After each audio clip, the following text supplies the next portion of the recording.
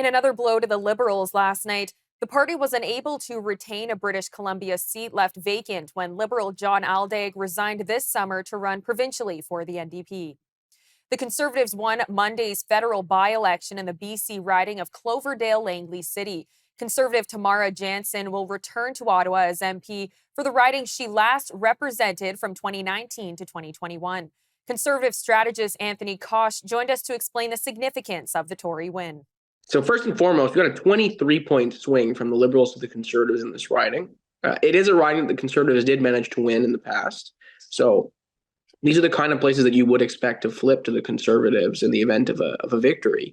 I think what's so shocking is the size of the win, and also the fact that this now represents, the third or the fourth by-election in a row where a Liberal incumbent gets absolutely trounced. Now, the Liberals are obviously going to point towards the fact that turnout was an abysmal 16%. Now, that definitely does play into it.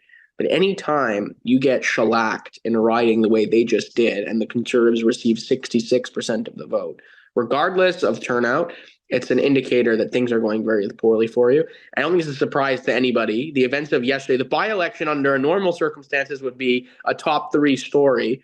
Yesterday was probably story number 7.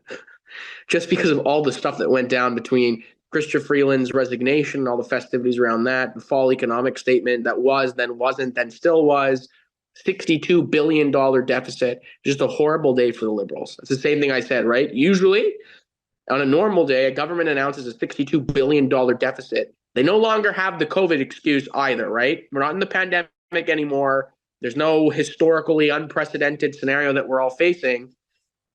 That's your top line headline that you're trying to fight against. But yesterday was so bad, $62 billion, probably third or fourth on the hierarchy of horrible things that were going on.